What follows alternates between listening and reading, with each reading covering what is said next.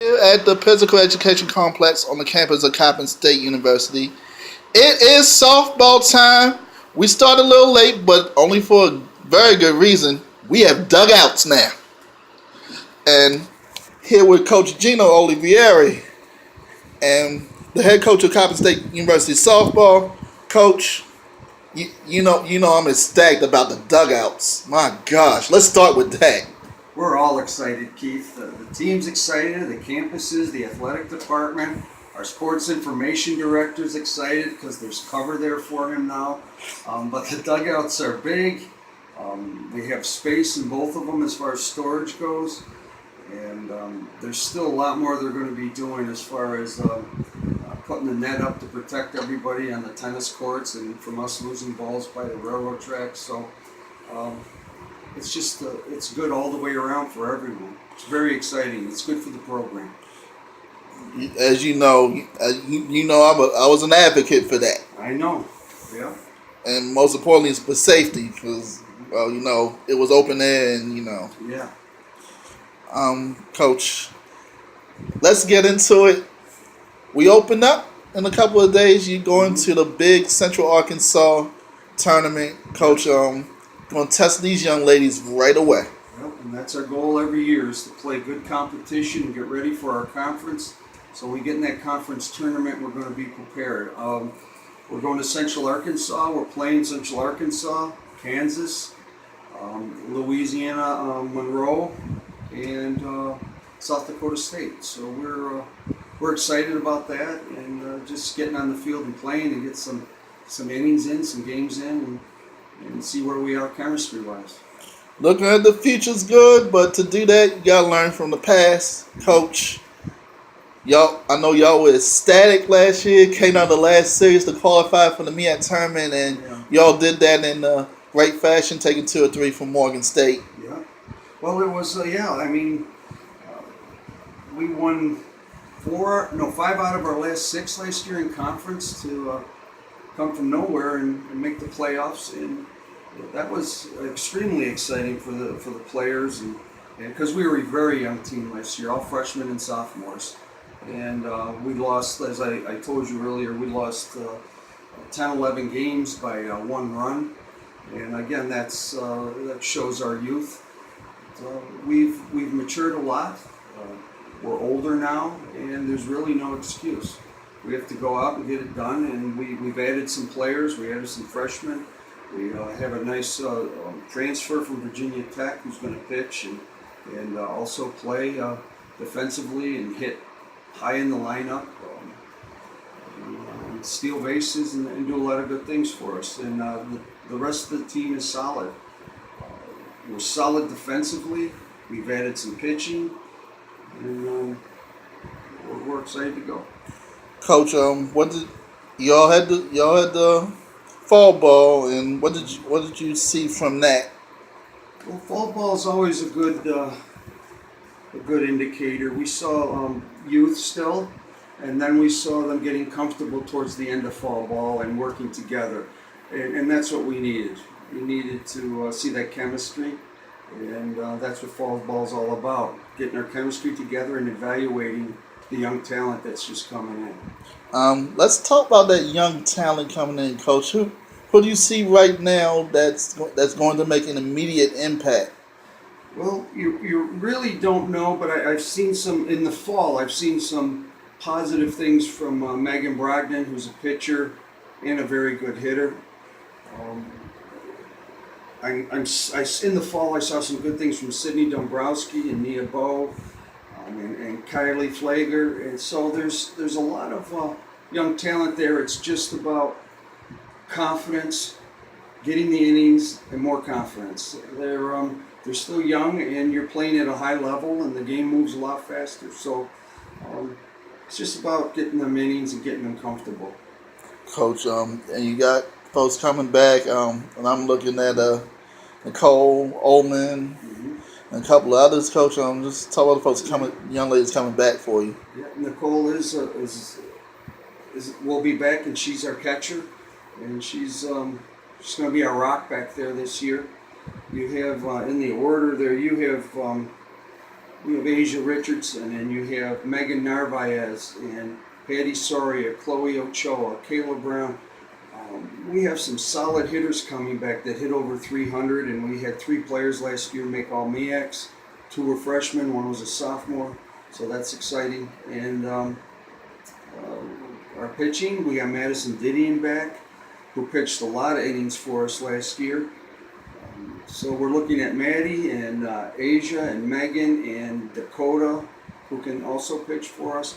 We have several pitchers, and we're going to turn to all of them. Coach, the pitching, you got more, you got a little deeper in how important is that, especially in this game that Yeah. you got to make adjustments on the fly. Sure, and that's huge. If we have to make an adjustment in the 5th inning or 6th inning, we need someone who's going to close. And I think we have a couple girls that can do that. And a couple of those girls could also start and have someone else come in and close for them.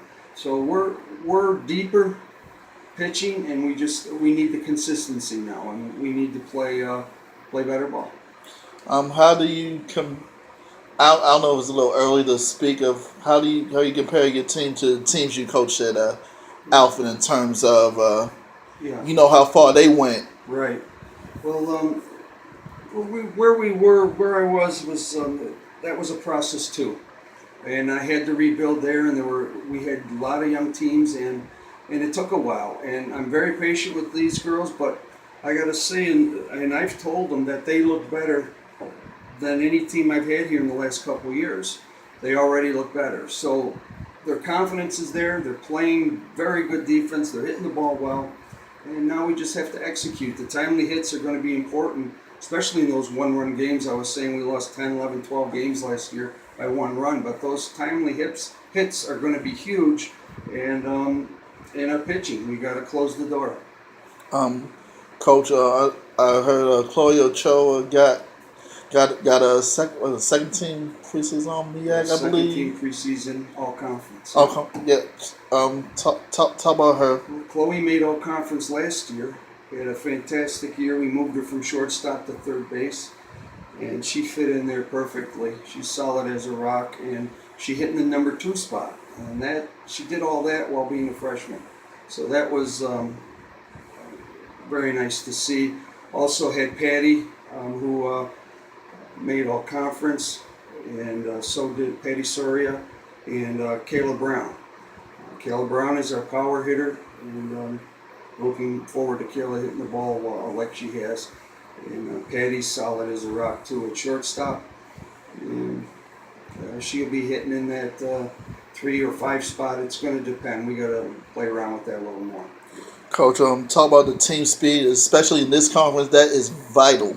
Yeah, and that's my style. I love speed, and it's been a gradual process getting speed in the lineup as I've been recruiting. So every year we're getting faster, every year we're getting stronger, and we're definitely better defensively. So I'm really excited about this season. Coach, going into the MEAC, especially in the Northern Division, always a challenge. Mm-hmm. This will be Hampton's last year before they leave for the Big South. Right. But with you got the Morgans, the Del States, the Norfolks. There's no easy team in this conference, and it's always a battle. Like you say, Morgan's strong again. Hampton's always strong. You have Norfolk. UMES is good with that pitcher they have. There's some very good teams in our conference, and it's a dogfight. So that 3-game series is always a battle, and you just have to dig deeper and be stronger and come out with that series win. Back to the stadium construction. Y'all added new seats and things like that. Just tell the fans and the supporters about how important it is for them to keep coming and supporting you all. Yeah, it is important for not only the university but the professors and anyone who's involved with the university, to the neighborhood. Anyone who wants to come out and watch us play would be great. Our field's field friendly. You can stand just about anywhere on the field and see the game. We're going to have that protector for the sports information director and fans back there. So if it's little drizzle out or a little chilly out, they can get under there. So, but it's an exciting time for Coppin State. We're rebuilding. We've rebuilt from scratch. We have a lot of new players. We have them from all over the country, and we're playing for Coppin State University in our community, and we're all excited about it. And Coach, you'll open the home part of the schedule with Yes. the Coppin State Eagle Classic, Coach. Yeah. Talk about that. Yes, that's our first. That's the first tournament we're having here on campus, and I know Sam Patterson here and facilities and stuff. Everybody's been working hard to get the field ready in time for that tournament. We have 7 other teams coming, and it's going to be going next weekend, March 2nd to the 4th, and we're going to be playing from 7 a.m. to 7 at night and under the lights. We have 8 teams, and we're going to be playing all the way through Sunday. So that's nice for us too, because it's our first tournament, and we're going to have some concession here, also some concession stands, and we're getting things ready for that too. Folks, the best thing is it's free. You can see quality softball. Get out here next weekend, March 2nd through the 4th, with Coppin State Eagle Classic. We're going to hear a lot more from head coach Coach Olivieri all this season. Stay tuned here. Thanks a lot, Coach. See you down the way. Thanks, Keith.